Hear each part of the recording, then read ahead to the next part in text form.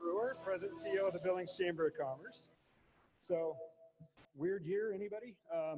It has been an incredibly strange year for all of us, and to look out at the crowd here live at the Babcock to see so many people in masks, we could all use a little good news. So we wanted to start today's meeting with some good news we can all share, and I'm going to start with some breaking news.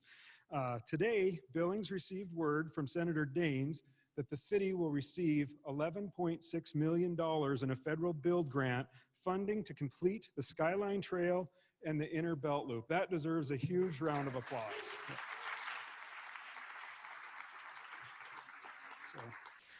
And if you recall, the Skyline Trail is that segment from Swords Rimrock Park up on the rims over to Zimmerman Park. And that's been the crown jewel passion and the vision of the Trails Committee of the Chamber since we developed the Marathon Loop concept about 10 years ago. This announcement comes after a lot of years of work, in part by the Chamber, but also the city. I know Mayor Bill Cole is here. Bill has done an incredible job leading us with this build grant.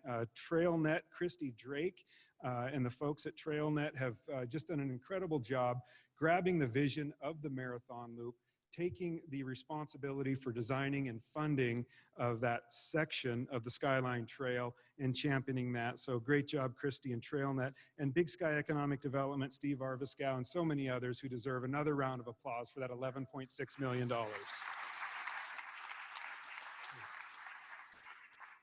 So in our 102 years as a registered business in the state of Montana, obviously we've never had an annual meeting quite like this. And I'm finding it kind of awkward to look this way at the camera and the roughly 200 people that are joining us via Zoom, and this way at the 150 or so folks in the audience who are in person at the Babcock. The smell of popcorn here, by the way, is fantastic. So you at home are missing out on that for sure.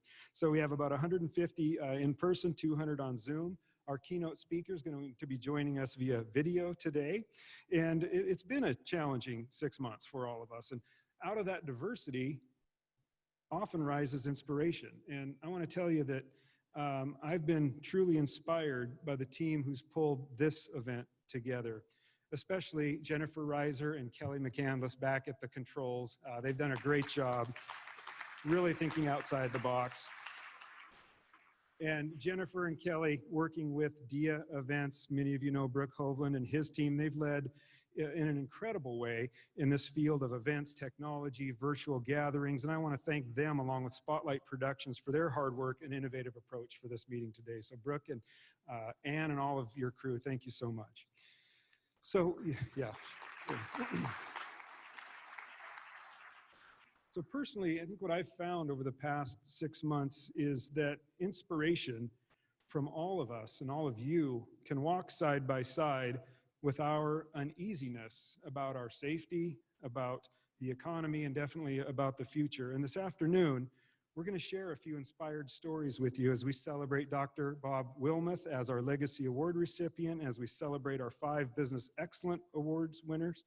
And we're also going to hear from keynote speaker Dr. White from Greenville, South Carolina. And Dr. White's going to share a message on the business imperative for diversity and inclusion. And then we're going to share with you our 2021 priority agenda for the Billings Chamber. Before we go down that path, I want to ask you all to take a moment to thank somebody who personally inspires me, and that's our immediate past chair of the board, Brian Brown. Brian is a former University of Wyoming cowboy linebacker, for those of you that don't know, but more important to his leadership role at the Chamber, Brian is a Norwegian Viking who charges forward without fear. So he does so with a great deal of intelligence, strategic vision, and a heart for our community. Brian, you were a leader that we needed as we tried to figure out the what's next of the Chamber and of our community. And I want to thank you for your guidance, your leadership, and your friendship. Round of applause for Brian, please.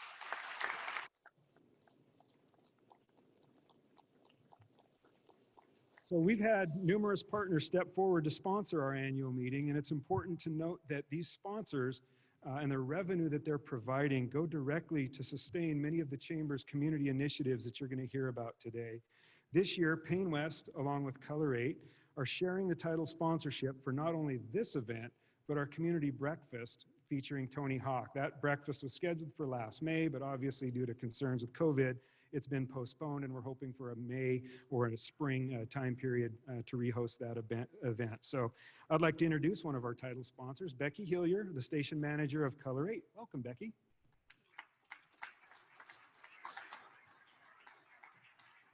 Thank you so much, John. It's great to actually see people face to face and in person. Well, good afternoon and welcome to the Billings Chamber annual meeting. It is our distinct pleasure to be here and be the title sponsor of the meeting this year, along with Payne West Insurance. In fact, we'll be hearing from Jeremy Van Atta from Payne West in just a few moments. And this is not the way any of us would have imagined conducting this meeting this year. But after all that has happened over the last 6 months, I personally am grateful that we are able to meet at all. So like I said, it is great to see each and every one of you.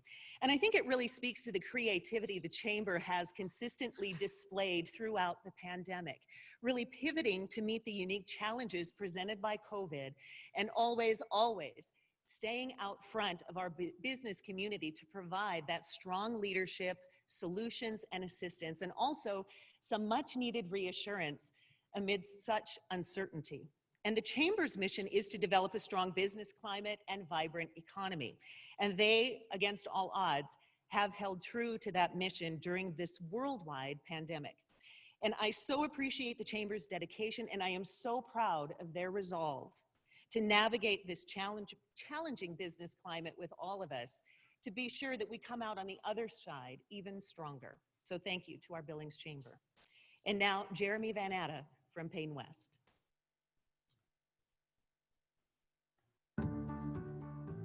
Hey everyone, I'm Jeremy Van Atta. I'm the Managing Director of Marketing and Communications for Payne West Insurance. I don't have to tell you that a great deal has changed over the last 6 months, disrupting pretty much everything. As we prioritize our safety and core business operations right now, we unfortunately are not able to gather in person to celebrate and to connect with each other. However, we know that you too are making hard business decisions that affect your employees and your bottom line and your future. Payne West Insurance is proud to again be the title sponsor of the Billings Chamber of Commerce's annual meeting. We want to thank the Chamber for providing such timely support and resources during the pandemic to businesses when they needed it the most. Our Chamber staff spent countless hours assembling information, chatting with Chamber members to understand how they could help, and in some cases, being there just to listen. And at Payne West Insurance, we did the same thing, assembling a lot of COVID-related resources for our clients, because like the Chamber with its members, our clients are our friends as well. If this pandemic has taught us anything, it's that we need to be more creative and more nimble than ever. We just don't know what the future holds. But we do know this: we will come out of this stronger. So let's keep supporting each other, buying local as much as possible, helping out our fellow business owners whenever we can, and yes, continue to wash our hands and wear our masks. At Payne West Insurance, we got you because we get you and everything that you're going through.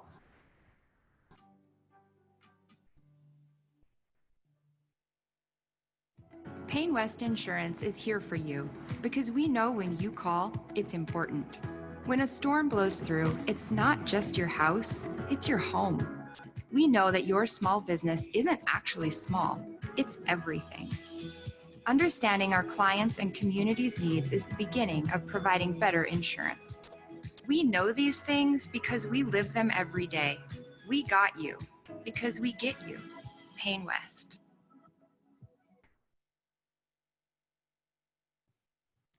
Thank you to Payne West. It's a real pleasure to be the co-title sponsors with them this year. And as the co-sponsor, I'd like to thank the supporting sponsors of this event, and they are First Interstate Bank, St. Vincent Healthcare, Stockman Bank, Kinetic Marketing and Creative, Valley Credit Union, Advanced Care Hospital, Blueprint by TCT, Cushing Terrell, Centimark, KLJ, BNSF, Edward Jones, and Triangle Communications. Let's give them a round of applause.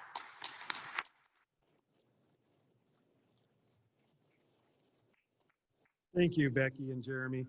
For the 1,200 members of the Chamber who employ about 50,000 of our residents here in our community. It's been a year of differing levels of success as well as degrees of pain for this past year. For some, this period's been a journey of entrepreneurship, leadership, reinvention, and growth. Unfortunately, for so many of our members and our neighbors and local businesses, this period continues to be one of a devastating emotional and financial hardship. But regardless of that path that you find yourself on, the Chamber has been here to help and to be the catalyst for restarting our economy. Also, the Billings Chamber is very fortunate and proud to be part of a strong partnership that's in place right now through the public-private sector in which we participate in, and that's the Yellowstone County Economic Recovery and Response Team. That group, led by Steve Arviskow, has been there from the beginning, and the heart's in the right place to help every business in our county find its feet and get back on track for a successful remainder of the year. I'm going to take a minute to brag about the Chamber staff. Your staff, and I believe you're seeing them on the screen, is really an incredible group of people. They're champions for our community. And this year, especially as they not only fulfilled the prescribed strategic objectives that we developed last year, but they quickly adjusted to meet the never before imagined list of demands in the past 6 months. The Chamber continues to be recognized as a 5-star accredited chamber through the United States Chamber of Commerce. And this is an award that only 1% of chambers nationally have succeeded in.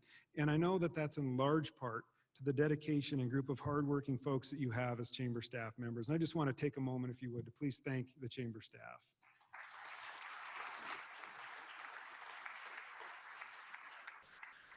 A couple of months ago, I challenged the staff to come up with one word that really described where we had been over the past several months and to consider as we were planning our future as an organization. And that one word that they came up with was inspired. And they are truly an inspiring team for me, especially when you take a quick look at some of the accomplishments that they had achieved. And I want to run through 8 of them very quickly.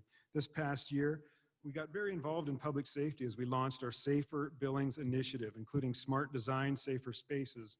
This is the CEPTED program, variation of which, crime prevention through environmental design. And we're also looking forward to leading a solutions-based safety levy in partnership with the city next year. Number 2, elections matter. We implemented a successful endorsement process for last year's city council races, in which 2 of the 3 candidates that we endorsed wound up winning in their respective wards. The 3rd person lost by under 1 percentage point. Our Women's Leadership Network, which was launched this past year, had 32 participants in the startup cohort in 2020.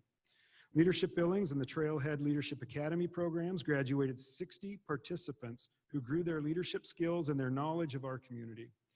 The Business Development Network grew to 77 members. This group continues to focus on innovation, relationship building, strategies, sales and marketing, and support for business development. The Next Gen group is now about 250 strong in our Young Professionals department. Travel Blog Exchange, we through Visit Billings under the leadership of Alex Tyson, recruited more than 500 visitors with ties to the blogging industry who traveled to Billings for the 2019 TBEX event. The event attracted social media influencers and industry representatives from all over the world and produced thousands of social media blogs, posts, images, and stories about Billings, Montana. And lastly, the Billings Trail Guide program launched in the summer of 2019 and began the process of boosting our community pride. The program, funded by the TBID, pairs engaged in-person presentations with online content to help residents better showcase Billings as a tourism destination. In just a moment, I want to show a video highlighting our 2021 priority agenda. The agenda was developed after a lot of feedback from our membership, our board, various leadership groups, including Next Gen, our ambassadors, and so many others. And I hope you are as inspired as I was by the people championing these efforts to make Billings a great home for all. I'm inspired by the hardworking police officers who have continuously done more with less while we see violent crime increase nearly double since 2010. I'm inspired by Billings' 10% minority population, many of whom are working to develop a more diverse and inclusive community. I'm inspired by our citizen legislators who leave home and head to Helena every 2 years, where they spend 4 months drafting and debating over 1,000 pieces of legislation. And finally, I'm inspired by our Main Street businesses, all of you, and our entrepreneurs. These businesses employ our friends, fund neighborhood athletics, contribute significantly to our economy, and define our unique community character. I hope you enjoy the video.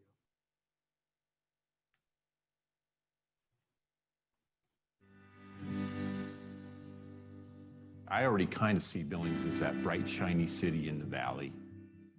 I feel lucky to play a role in the city in Montana.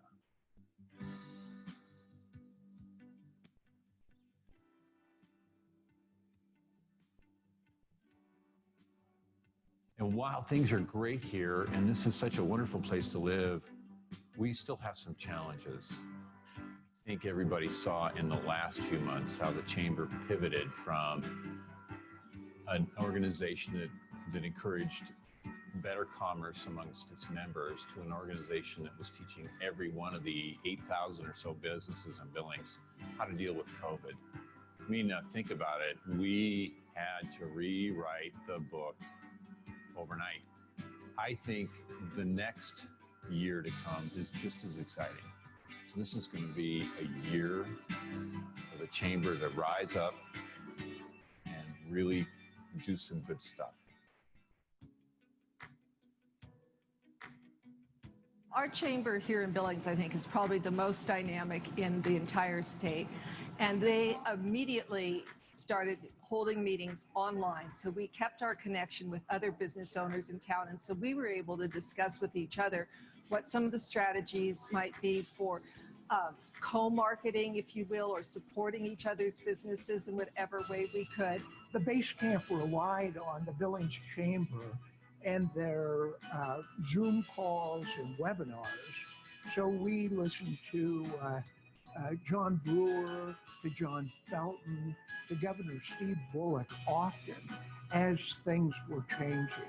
And again, the support that we got from the Chamber was invaluable. They also have provided us with an opportunity to be listed as a restaurant that was open for takeout when in the early days of the shutdown, and other services along those lines. We're continuing to promote us. And Chamber has even bought lunch from us a few times. When we reopened, we used the guidelines of Open and Safe, a Chamber program, to make sure that our customers and our crew were safe. And again, we really appreciated that support.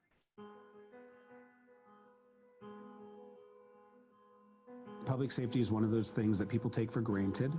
They just assume that it comes with any taxes that they're paying, that's going to be a priority. But we have a city that is growing at a rapid pace here, which means that we're going to need more services than we previously have.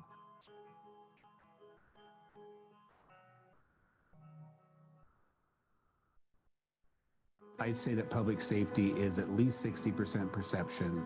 Getting past that perception is probably the first portion of it. The Chamber offers a CEPTED program, and really they walk around your building and maybe point out things that are obvious to them of ways that you can improve the safety of your building in your area that maybe you weren't aware of. And it can be as simple as changing a light bulb.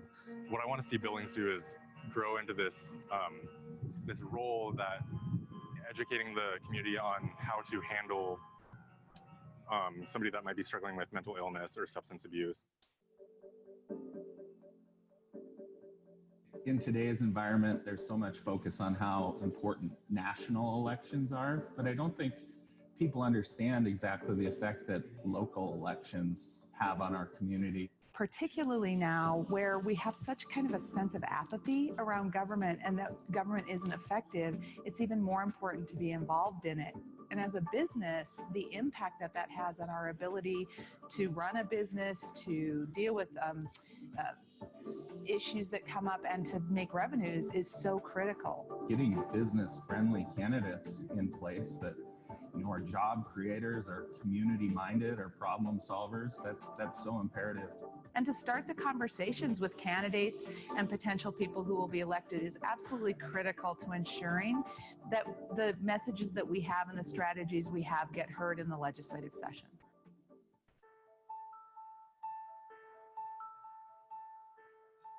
If we don't have inclusivity, how many clients are you losing? How many dollars are walking out the door? People from all around the state, all around the region come to Billings to shop. And that includes a lot of people of a lot of diverse backgrounds. When you have a business that's looking at growth and expansion and entertaining this region for operation, the number one concern and challenge is the workforce. A group of people from different backgrounds, different experiences, different journeys, different walks of life. They're all going to bring a different perspective, different way of thinking, processing, approaching a solution, and therefore you have a team that's more productive.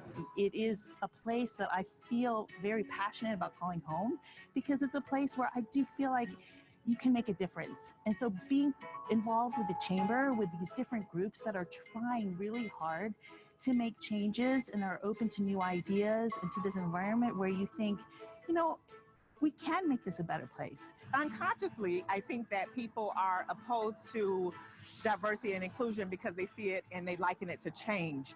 And when you think about change, you typically think about loss. People think that if I have to change something, I'm going to lose something. Not always the case. These differences, we look at them as a creative way of thriving and succeeding, not necessarily fueling fears and doubts. I think that it's important to educate the community on why it's important, because they'll see that in turn, when people feel celebrated and encouraged, they have that drive to show up every day and do their best. The more inviting we can be, the better our economy can be, because we're going to attract that much more business and encourage people to start their own businesses and be those small business owners that are really the backbone of every economy in the communities. You see that community embrace each other as a whole rather than competing against each other or this divisiveness. And I think that Billings is a great example of showing up as a community. And the Chamber of Commerce has such an influence throughout the city of Billings. So I think the Chamber is a perfect platform to be able to get involved and try to organize and engineer some of these changes we're talking about. If I were to ask you what the top issue is facing your organization, you'd probably say workforce.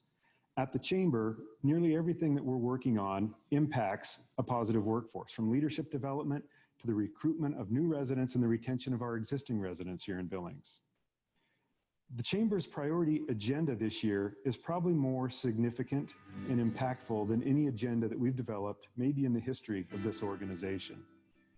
As a Chamber, we are champions for a stronger community, and that strength comes from convening leaders, convening influencers and volunteers who are passionate about these priority agendas, who will make a difference in being the catalysts for these priorities. And ultimately, Billings will be stronger because the fabric of our community has improved because of your help.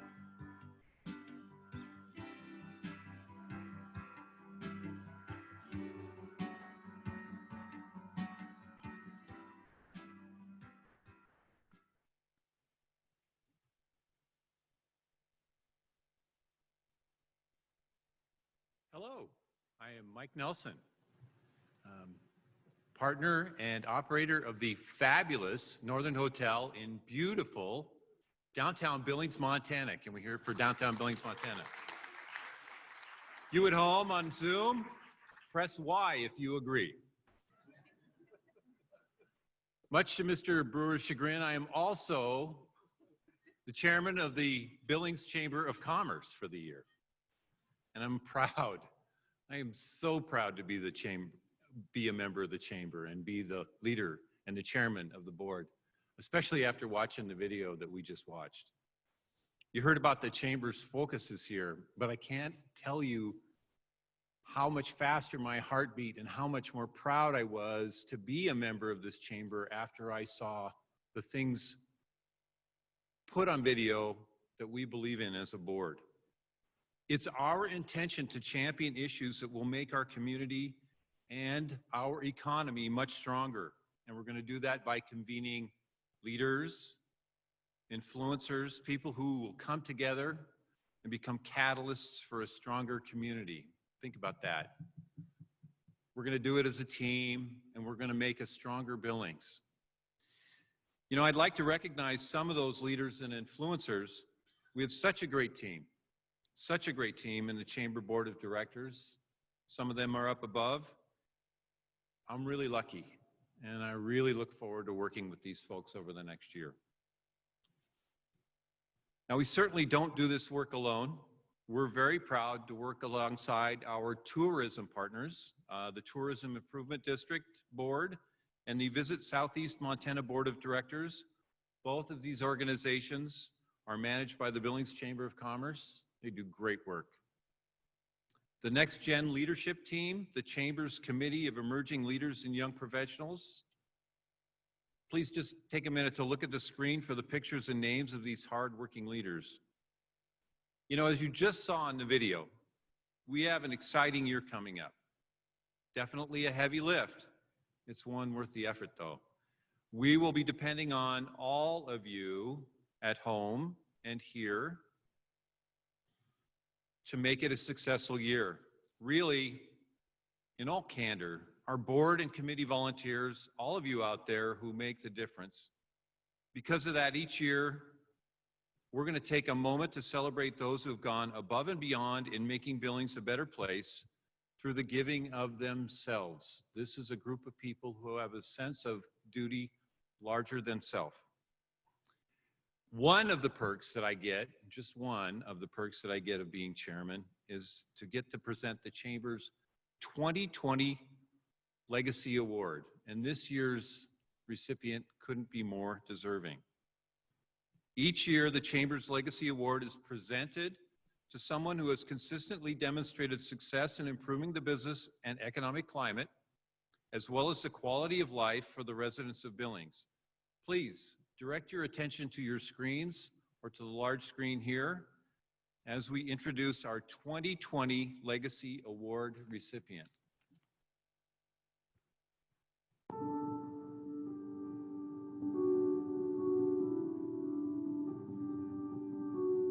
We came out here, number one, to start a family, and number two, I was a physician at the Billings Clinic for about 20 years.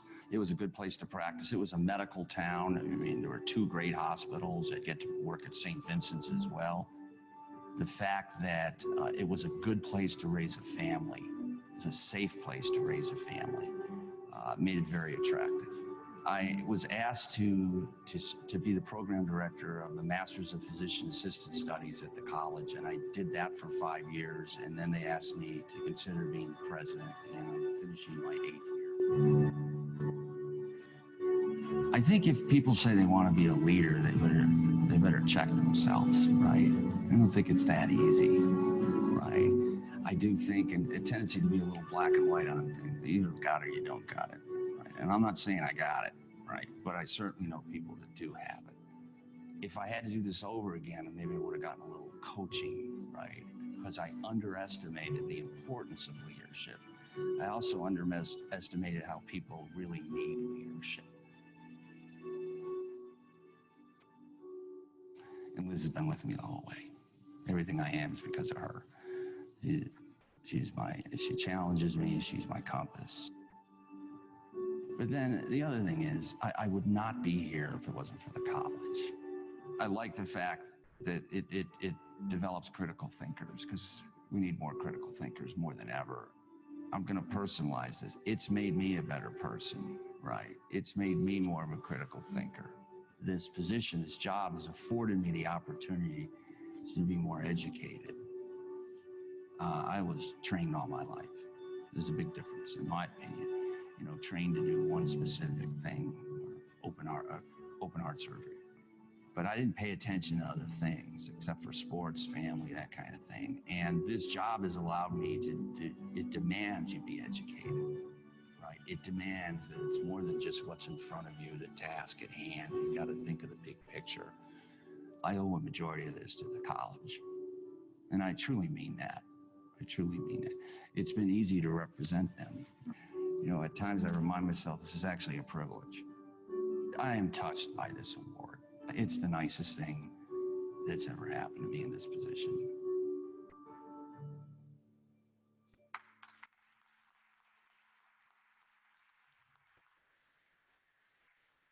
Please join me in thanking our recipient, Bob Wilmuth.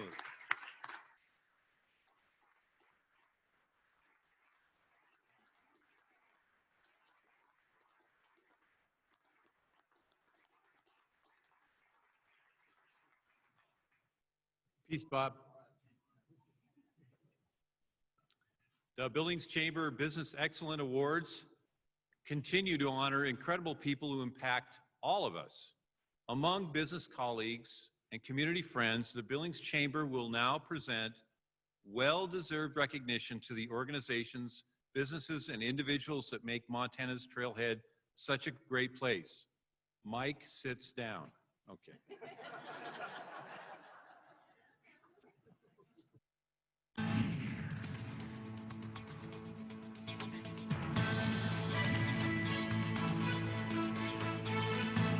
I started with one store on 24th Street in 1998 and just started growing it from here. And I know Billings very well, so I kind of knew where to put the stores. I knew the Heights was a hole that needed help, got a really good store up there, knew the growth in the West End, what was going to come.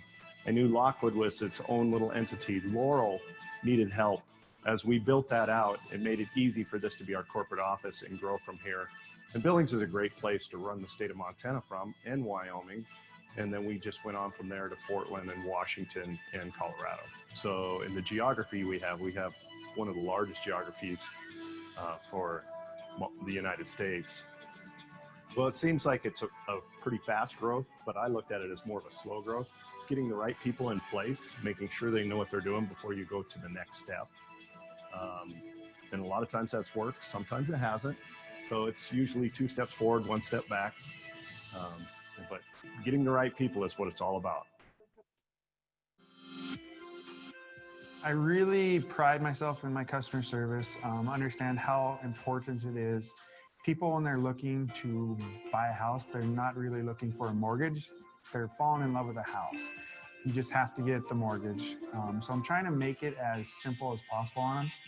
I really want to set the expectations up front, kind of guide them through the process from start to finish. When I'm meeting with clients, I'm really trying to put myself in their shoes. When I bought my first house 6+ years ago, never done it before. So I really didn't understand what I was getting myself into. And I remember how I felt, and at times was a little lost. And so I really do my best to make sure that my clients don't feel that way.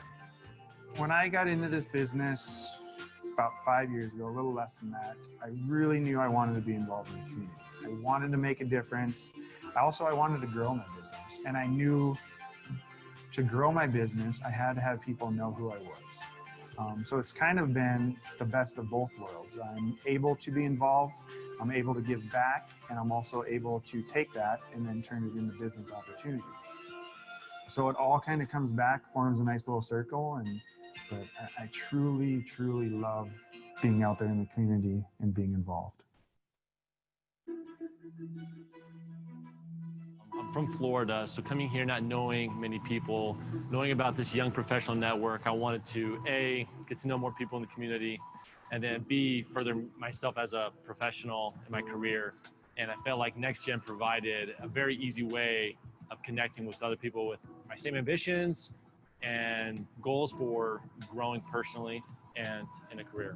In Billings, our community has tons of leaders, and the ones that stand out the most to me are the ones that really do it behind the scenes and on a personal note, not necessarily super vocal about their leadership role, but the ones that are in the trenches, that are face-to-face and spending time, money, energy, resources for a cause or good that's important to them. So I think leadership, hands down, is best emulated by an example. Going to the chamber and NextGen, getting to know people, getting on the community, putting yourself out there allows you to connect with everybody. And that's what I like about it. It's not too big, it's not too small, but it's also the right place where if you have ambitions and goals and desires to grow, like nothing holds you back other than yourself, and the community provides a way that you can catapult yourself into leadership roles if you want, as long as you're willing to put in the time, energy, effort, resources to do so. The community is very accepting of younger professionals stepping up and taking on those roles. I think my management style is really to lead and get out of the way. Give the team the tools that they need in order to do their job effectively. That requires us to be extremely collaborative in this space, very transparent. So the team and I work very closely on planning our strategic goals for the year, planning our sales goals for the year, planning our expenses and our budgets and our improvements throughout the campus. So right from the very beginning, the team is heavily involved in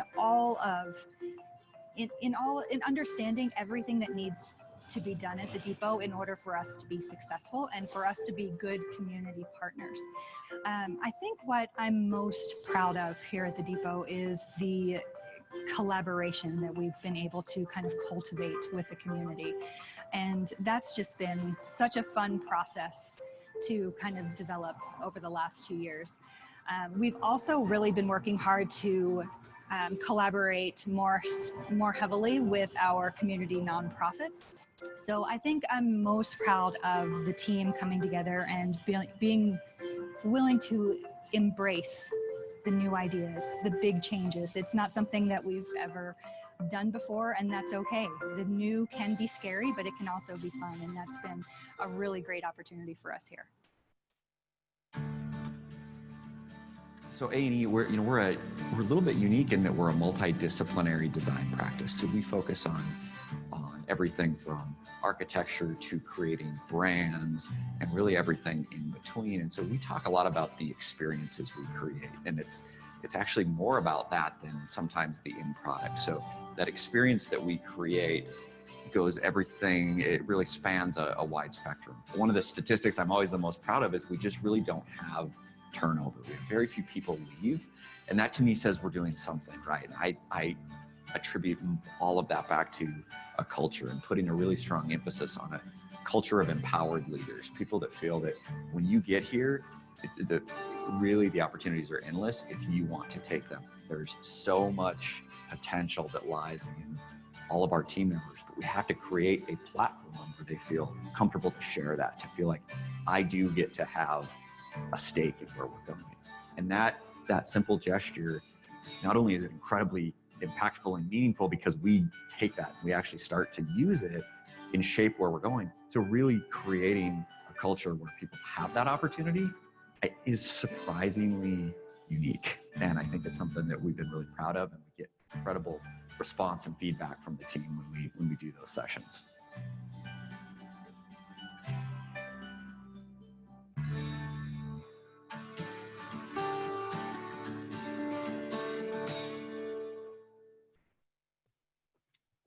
Right, and congratulations to all of those who received awards today.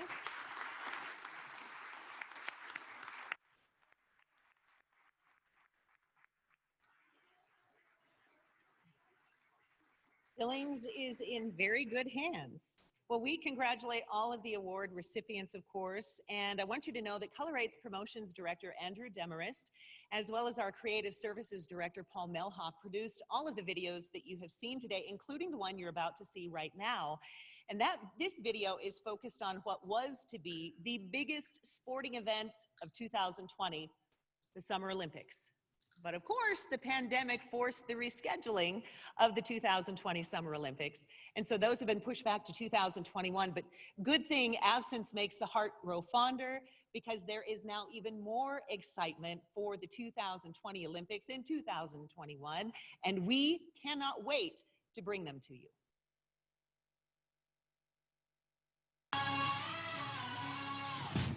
Ladies and gents, this is the moment you've waited for. You've been searching in the dark, sweat soaking through the floor.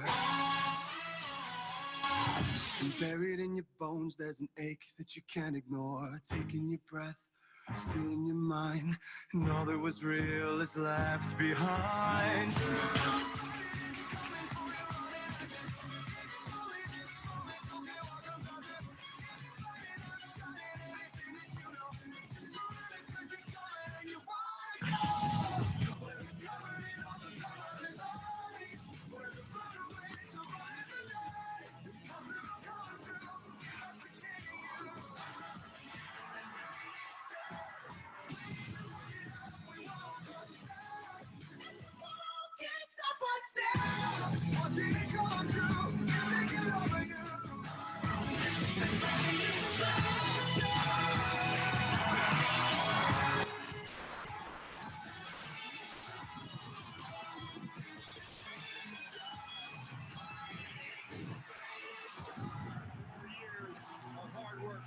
Of dedication, everything comes down to this moment. The race starts right here.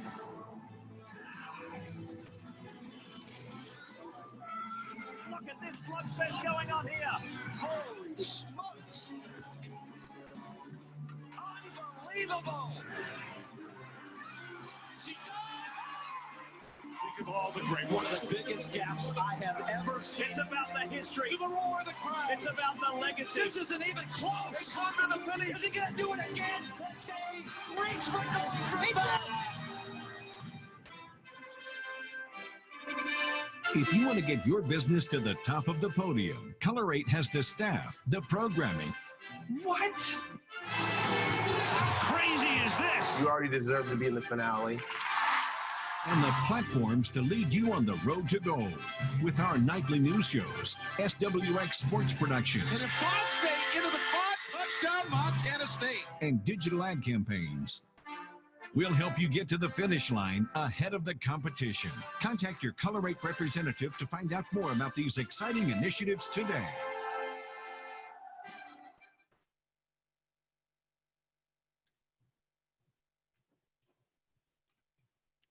Good afternoon. Ooh, earlier they told me I should be louder, and literally no one in my life has ever told me that. Sorry, Dad.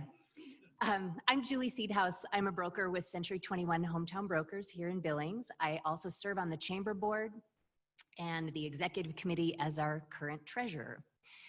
In a recent survey, we asked you all, our Chamber membership, if Billings is perceived as being open and inclusive for all. 72% of you told us Billings can do better. Because of your invaluable input, the Chamber Board has made it a top priority, as you saw from the video earlier, that we will be a catalyst in changing this perception. And thus we created a diversity and inclusion task force, of which it is my absolute honor to have been appointed chair. We've gathered a group of engaged and dedicated Billings business leaders to facilitate this journey of discovery and strategic planning. And you can see them on the screen now. I'm blown away by these people and their dedication to this mission. Our mission is that we will continuously work to identify and dismantle conscious and non-conscious systemic bias and discriminatory behavior in our workplaces. We plan to do this through education, training, advocacy, mentorship. We'll be having difficult conversations and regularly facilitating diverse and inclusive interactions as a convener within the city's business community. I'm happy to report we've already begun the conversation, but we are very aware that we have significant work ahead of us. It's with this in mind that we bring you our speaker today. It's an honor to introduce Dr. Nika White.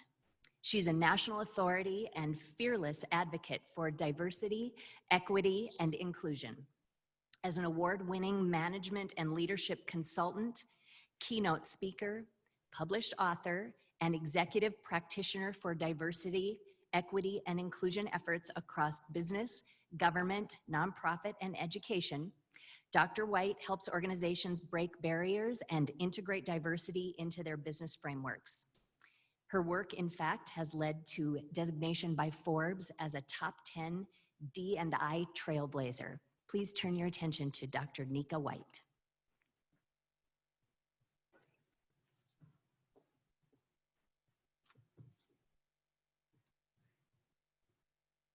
Greetings to the members of the Billings Chamber of Commerce. I'm Dr. Nika White, the principal consultant of a management consulting firm under my brand name, headquartered in Greenville, South Carolina, but with service to organizations of all types, industries, and sizes across the country, including many with a global presence. Our consultancy is based on the intersection of diversity, equity, and inclusion with leadership and business. I'm honored for this invitation to help complement the Billings Chamber of Commerce 2020 annual meeting. I wish to thank Mr. John Brewer for the generous invitation. As I think back on our initial exchange concerning today's event, I immediately took notice of what was contained in Mr. Brewer's signature line of his email, which were these powerful words: "We stand with the U.S. Chamber of Commerce and the American business community in committing to create equality of opportunity for all Americans." I want to read that again.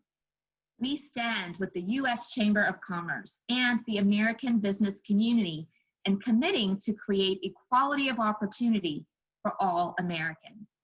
It is known that communities of color have been disproportionately impacted by the global pandemic.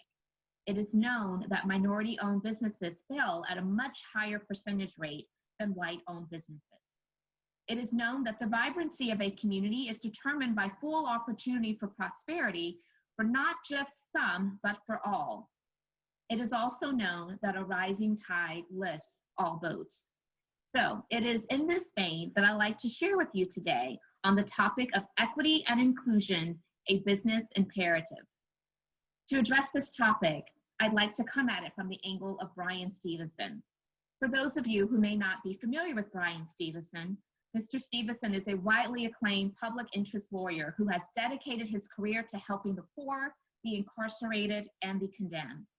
He is an American lawyer, social justice activist, founder and executive director of the Equal Justice Initiative in Alabama, and a clinical professor at New York University School of Law.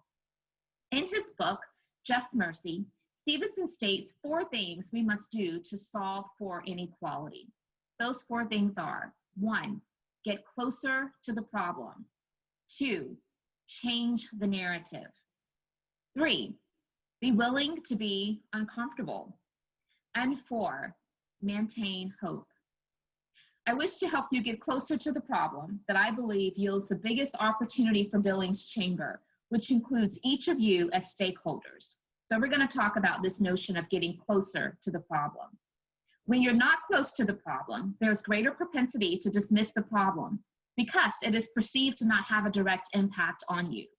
Getting closer to the problem requires us to consider issues of inequities as humanity issues, rather than seeing them as issues assigned to a specific population of people, thereby requiring that they solve for the problem themselves. First, before we get too deep into this topic, we need to level set and define the problem which we are referring, which is systemic inequities that prohibit many from the opportunity of full prosperity. Language is so very important. So let's take a moment to dispel the notion that equality and equity are one and the same, because they are not. While they are interconnected, there is significance in the distinction. Equality is giving everyone the same thing with the expectation that this approach will yield success for all. Equity, however, recognizes that people have different starting points, and in that regard, their needs may vary from person to person. And it's necessary to solve for that by giving everyone what they need in order to be successful, and realizing that it may look different from one person to the next. Getting closer to the problem also allows us to realize that we must solve for inequities in processes, systems, and organizational structures, and not with a surface approach. Based on national data for African Americans and whites, we see consistent inequity in healthcare, education, law enforcement, child welfare, and finance, just to name a few. For example, according to data from federal agencies, African Americans are 2.3 times more likely to experience infant death. African Americans are 1 times more likely to die of diabetes. African Americans are 1.5 times more likely to be below proficient in reading in the 4th grade level. African Americans are 3.7 times more likely to be suspended in K through 12. African Americans are 2.7 times more likely to be searched on a traffic stop. African Americans are 7.0 times more likely to be incarcerated as adults. African Americans are 1.8 times more likely to be identified as victims by the child welfare system. African Americans are 2.1 times more likely to be in foster care. African American business owners are 5.2 times more likely to be denied a loan. And then African American business owners are 1.7 times less likely to own a home. I impress upon you again that we cannot be surface about the work of inclusion, but rather we must get proximate to the issues and problems. And that begins first acknowledging the problem. The lack of inclusion yields a false sense of belonging. And I want you to hear this next point. No one can show up at their best in any environment if they're always questioning whether or not they belong. Do I belong here? Am I valued? Am I accepted? Do I have full opportunity for success? If people are questioning whether or not they belong, they are not showing up at their best. So while all of those stats that I just shared provide a big picture overview, I want to attempt to put this in the context of the work that Billings Chamber can impact, and that's the work of economic inclusion. How many of you share my belief that if we can address the economics, we can address a lot of the other challenges communities experience that require systemic solutions, which are transformative in nature in order to create community prosperity? I think many of you would agree. Here's the harsh reality. Many women or minority-owned businesses are faced with obstacles like the lack of access to capital, the lack of skilled and educated employers in the communities where they operate, limited capacity to confidently take on sizable contracts, lack of exposure and general knowledge of opportunities that exist, so they don't know where to go and how to develop business. Minorities also often face lack of personal and professional networks that are so important to providing guidance. They face difficulty in making connections with other businesses in order to collaborate. And then there's the misconception that ethnic minority-owned businesses or women business owners do not have the same level of quality that they're offering as competing businesses. To sum it all up, these issues are real for these minority and women-owned businesses, and it makes the state of minority business very vulnerable. This vulnerability requires a level of intentionality to combat the aforementioned challenges that are true experiences for many minority and women business owners. So there has to be a purpose and a benefit of intentionality around practices that accelerate the growth of minority businesses. So you may ask yourself, what exactly are those benefits? Minority businesses in America account for $1 trillion in gross receipts and support almost 6 million jobs. That is a significant source of economic growth in America. And yet, the average minority-owned firm is still much smaller and has lower payroll than any other business, and quite frankly, has a lower chance of success. These issues are real for those members of the community, and in order to get to the crux of the matter, we must exercise intentionality in addressing the barriers that impede minority business growth. So number one, get closer to the problem. Now, this brings us to point number two, which is to change the narrative. If you have a lake in front of your house and one fish is floating belly up dead, it makes sense to analyze the fish, right?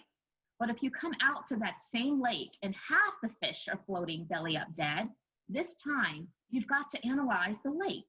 Imagine that the lake is the education system, the justice system, financial system. This time we would ask, might the system itself be causing such consistent, unacceptable outcomes for people? If so, how exactly? Now, picture 5 lakes around your house, and in each and every lake, half of the fish are floating belly up dead. What is it time to do now? We say it's time to analyze the groundwater. How did the water in all these lakes end up with the same contamination? On the surface, the lakes don't appear to be connected, but it's possible and even likely that they are. In fact, over 95% of the fresh water on the planet is not above ground where we can see it. It is below the surface in the groundwater. The Racial Equity Institute uses the groundwater metaphor to help level set understanding of the reality that we live in a racially structured society and that is what causes racial inequity. The metaphor is based on 3 observations. 1, racial inequity looks the same across systems. 2, Socioeconomic difference does not explain the racial inequity. And 3, inequities are caused by systems, regardless of people's culture or behavior. Embracing these truths forces leaders to confront the reality that all our systems and institutions and outcomes emanate from the racial hierarchy of which the United States was built. In other words, we have a groundwater problem, and we need groundwater solutions. What looks like resistance is often a lack of clarity. So educating ourselves on the root causes, the groundwater causes of systemic issues, is a business imperative. How does this relate to changing the narrative, you may ask? It forces us to consider the groundwater approach as we address equality and equity for all. Changing the narrative requires self-education. This means the more educated you are, the more knowledgeable you are to help identify solutions, because you understand the root cause. We can't be surface with our approach to this complex systemic issue. Understand history and current context of race is very useful. It helps us to get clear about goals, actions, and even performance measures. Changing the narrative also requires leadership because it necessitates that we operate with the lens of equity and inclusion. This entails recognizing the need to upskill the workforce around racism, bias, equity, and inclusion. So number 1, let's get closer to the problem, which took us to number 2, requiring that we change the narrative.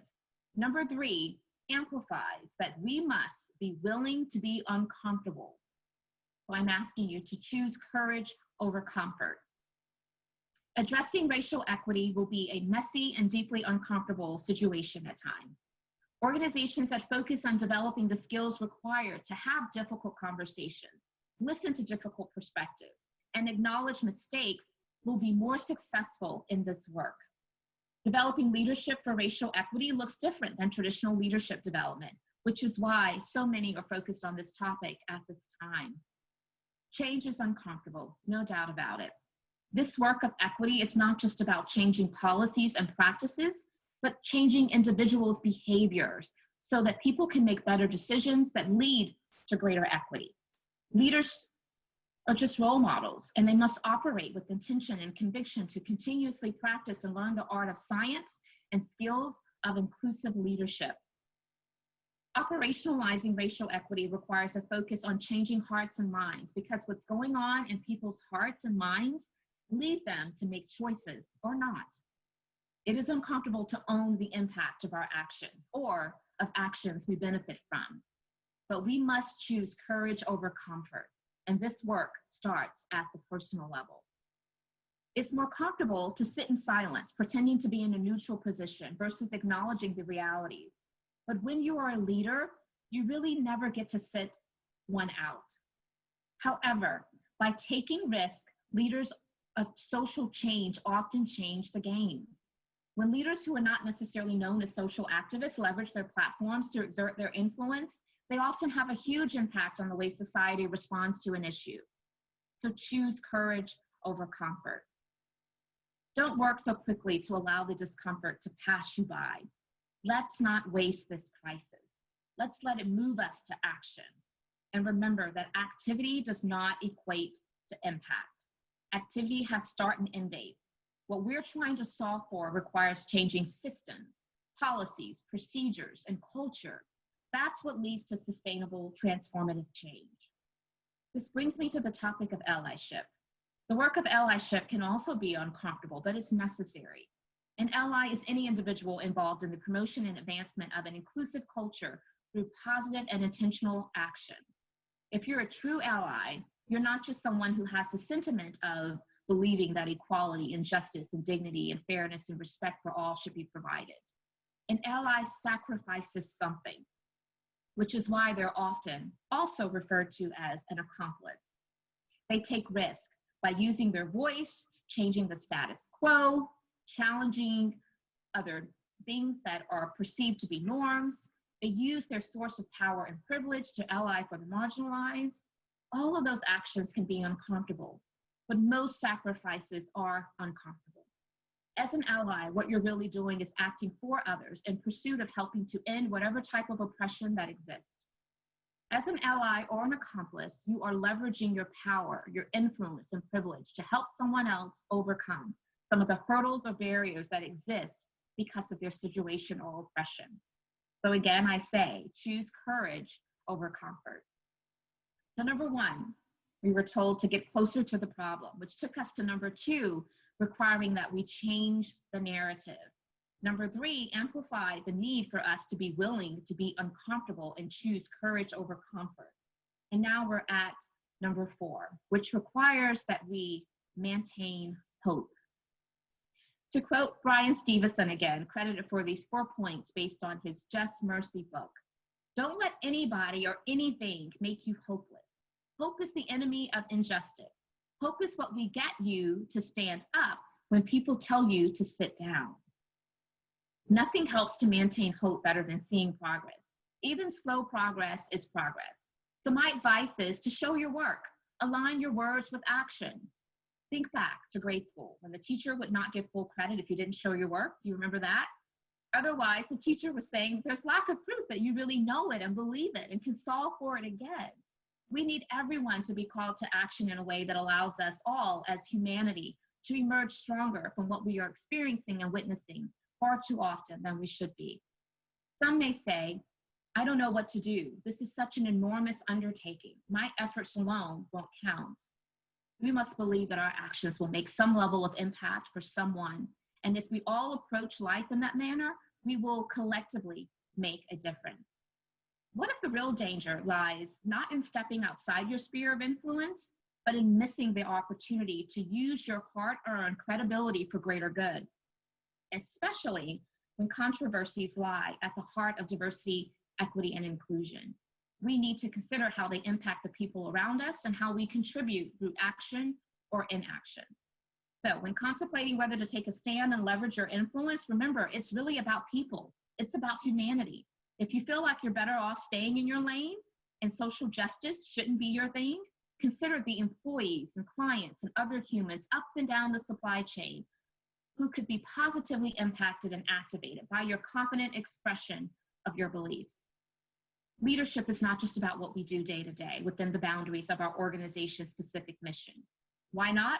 Because the people we work with exist beyond the confines of the office, the stadium, the hospital, the university, or wherever we work.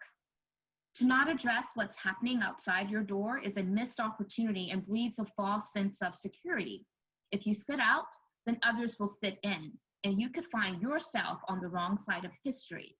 So we must maintain hope. When you are hopeful about the outcomes of the journey ahead, you continue to perform even when the results are slow to reveal themselves. You continue to do things with intention and purpose and intentionality, which has a certain look and feel about it. It's not just busy work, but it's strategic work. It's something that is done with intention or purpose because you believe in the end result. In order to fully leverage intentionality, one must believe that the purpose can be fulfilled and that there is benefit for that in which you're trying to accomplish. So believing there is purpose and a benefit is the prerequisite for exercising intentionality and maintaining hope. One of the best ways to maintain and instill hope is to renew our commitment to economic inclusion. To the community individuals in the audience, the concerned citizens who are seeking to, in any small way, be a part of the solution to foster economic inclusion, you are encouraged to make an investment as well. Support minority and women-owned businesses. Refer them if you've had a good experience. And if you didn't, be bold and responsible enough to share that feedback respectfully. If they're missing the mark, they need to know. If you don't share, then you are perpetuating the problem. Be thoughtful about your own spending habits. Where you can, be proactive in seeking out a woman-owned or minority-owned business. Many markets have minority directories to help communities know who the minority suppliers are. Leverage your chamber as a resource. Corporate community. Being intentional requires being innovative, which requires work and sweat equity. If you plan and expect something to be successful, it will be successful because either you have reached the desired outcome or you have learned something of value to improve upon your strategy next time. Be careful not to get caught up in the "we tried that before and it didn't work" syndrome. That's the easy way out. And there's not an easy button for the work of economic inclusion. We need greater influence to gain traction and work around economic inclusion. And I'm a firm believer that in order to gain influence, we must demonstrate that economic inclusion adds value. Knowledge is powerful, and I have been fortunate enough to be exposed to enough knowledge to appreciate the impact economics has on so many other important social, community, and societal issues. We cannot afford to ignore key sectors of the business community, especially when considering the vast changes in the demographics upon us, where we are moving to a point where America will not have racial majority. We need to salute women and minority-owned businesses and keep telling the story of the significance of economic inclusion and why it matters. I'm asking you to refocus the conversation. Don't just tell women and minority-owned businesses you're proud of them and then pass up every opportunity to support them. Really support them. Refocus the conversation to make sure that people know that women and minority-owned businesses are effective engines for wealth creation and job creation. We must thank those business owners for being bold, leaders, confident, courageous, and directed. Thank them for what they're doing, because only a small percentage would ever attempt it. People who choose to be bold are inspiring, not just because they get big things accomplished, but because they also instigate growth, progress, and movement for themselves and others around them. The ripple effect of work of women and minority-owned businesses must be celebrated because it is important, it's significant. Children are watching, young people are taking notice and believing they can achieve the same. Refocus the conversation to make sure that people know that communities that are intentional in creating opportunities for all members of the business community are more cohesively, and they're more vibrant, and they're safe, and they're healthy cities. This in turn builds cities that are attractive to individuals and businesses involved in the creation of new ideas, products, and services. And it builds a more inclusive business community, which attracts talent and corporations to the area. So you see, the results are far-reaching than just one successful business. And this is why we must never get weary in telling the story of the importance of economic inclusion. We must refocus the conversation, communicate on this topic, and communicate on it often. So as I close, I want to remind you to get closer to the problem, change the narrative, be willing to be uncomfortable, and always remember to maintain hope.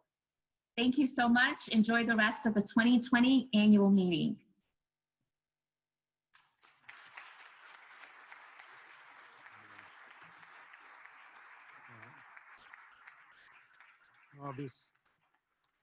Obviously, Dr. White can't hear us right now, but boy, the message sure deserves a loud round of applause. Are we going to be comfortable, or are we going to be courageous? There is a critical need, I believe, right now for greater kindness and inclusivity. And businesses have a role to play in fostering these qualities within their organizations and within the community of Billings. And as Dr. White encouraged, the Chamber is committed to hosting uncomfortable conversations around diversity, and we're going to be getting closer to the problem. So thank you for that message, Dr. White.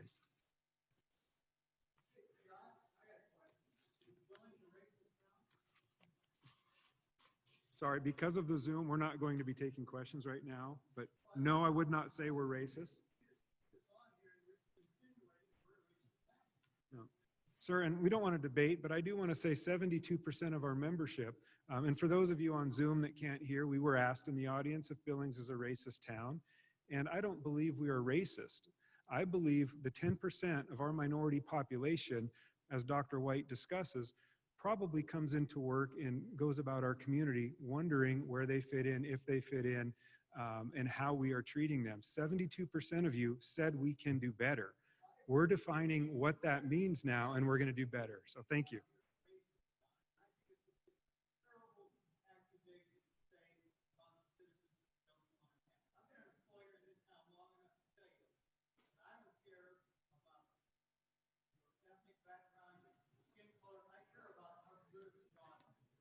Sir, thank you for your comments, and I can't see you because of the light, but we're going to continue on with the program. I'm happy to stay around and talk to you afterwards. Thank you.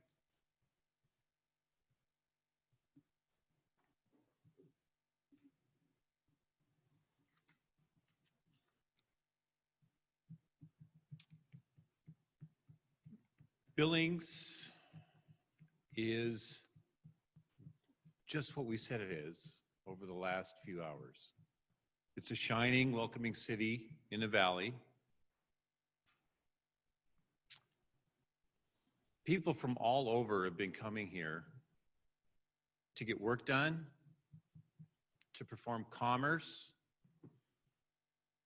to become welcome, because our population is an earnest, welcoming, and warm one. And I'm not saying that we should rest on our laurels. I believe, and I think it's right, that we open the city up to other markets, that we bring people in who may not look just like us. We can never be satisfied with the base we have. I know I'm not. The strategic initiative that the Chamber is taking on this year to encourage diversity and inclusion of a broader base of people is a wise one. After all, who doesn't want more customers? I know I do. But way beyond that, this is the right thing to do. Now, in a good year, Yellowstone County economy is positively impacted from direct tourism expenditures, my specialty, by nearly $500 million. Remember, the average traveler spends about $220 per day in Billings. Gas is the largest expenditure, then things like food, retail shopping, and yes, hotels, they're in the top categories. Unfortunately, the events of this year, specifically that wonderful virus that we have, has and continues to hit the travel and tourism industry hard each and every day. In March, my fellow hotel owners and I went from enjoying a strong, vibrant, late winter occupancy push, record amounts of revenue, to furloughs and layoffs of our staff. We watched in shock and amazement as about one full year of hard work evaporated in just a matter of days. That happened to the Northern, and it happened to my fellow hoteliers. Overnight, we went from over 70% occupancy and strong average daily rates while hosting teams, fans, business travelers, and convention attendees to maybe booking a room or two a night. We went from a strong economy to expecting a permanent closure of 68% of the hospitality market. Now, we're fortunate to live in a place where we have social distancing, wide open spaces. I mean, heck, if you spread us all out, we have a little over a square mile a person in Montana. But even though business travel, meetings, and conventions are scarce, Americans are traveling to Billings and to Montana to enjoy adventures. And at the Northern, we call it MODA, because it's mostly Montanans out driving around. I got to brag a little bit on Alex and her crew because of their diligence and hard work. Visit Billings was recently awarded a $320,000 State CARES Grant Award to further our message of good health and wide open spaces in beautiful Montana to prospective travelers. The leisure market right now is stronger in Montana than in most U.S. states, believe it or not. And we're fortunate to have the stakeholders and staff with Visit Billings and the Billings Tourism Business Improvement District, which is managed, I'm proud to say, by the Billings Chamber of Commerce, focusing on marketing to those traveling during a pandemic, and there's a few of them. Visit Billings tourism marketing campaigns like the Great American Road Trip and Zoo Montana Sloth Adventures of Winston are targeting road trippers from all over, inviting them to stay in Billings along their road trip excursions to national parks, monuments, museums, wildlands, and all those other bucket list things that you just got to do when you come to Montana. At the same time, they are reimagining travel and looking at ways to assure business travelers that we are open and safe for business and to assist meeting planners and tournament directors about how to host events with social distancing adjustments and other really cool safety precautions. There's a lot of work ahead of us, but together there's no doubt that we'll recover and be stronger as a tourism destination. Remember, folks, $500 million of revenue a year to Yellowstone County from folks bringing it in cars and planes. That's what we want. And one of the ways to expand that is through the initiatives that the Chamber has adopted this year.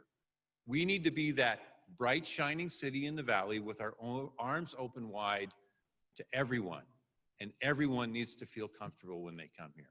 I'm really excited about the future. I am proud to be a part of it this year, and I'm ready. Well, I'm ready for more customers, but I am ready to have that hard conversation. So bring it on, and please bear with us as we do. John, you're up. Thank you. Thank you, Mike. I'm going to wrap up with just another minute of comments here, and then I want to circle back to an earlier question. But along with our commitment to the strategic priorities of the Billings Chamber, we continue to have a commitment to our core function.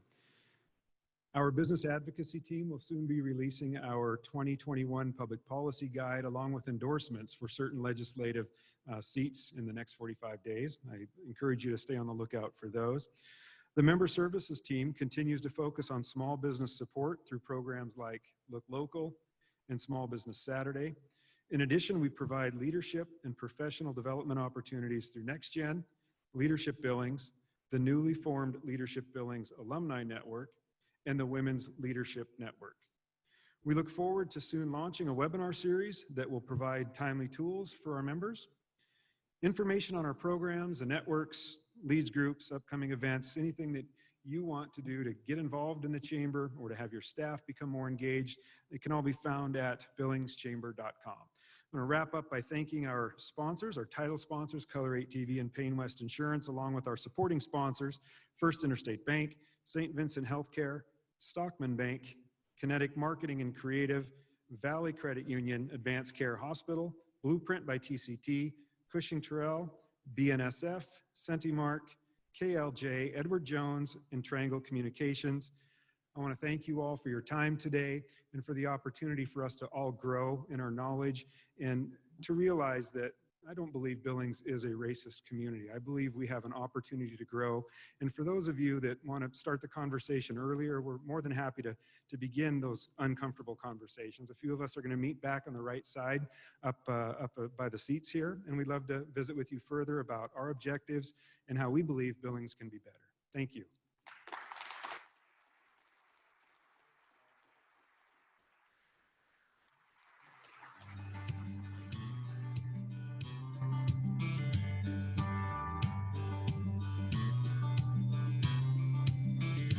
Met a man wearing a t-shirt said Virginia is for lovers. Had a Bible in his left hand and a bottle in the other. He said all you're really given is the sunshine in your name. We both started laughing when the sky started to rain. Get along on down the road. We got a long, long way to go. Scared to live, scared to die. We ain't perfect, but we try. Get along while we can. Always give love the upper hand. Paint a wall, learn to dance. Call your mom, buy a boat, drink a beer, sing a song, make a friend. Can't we all get along?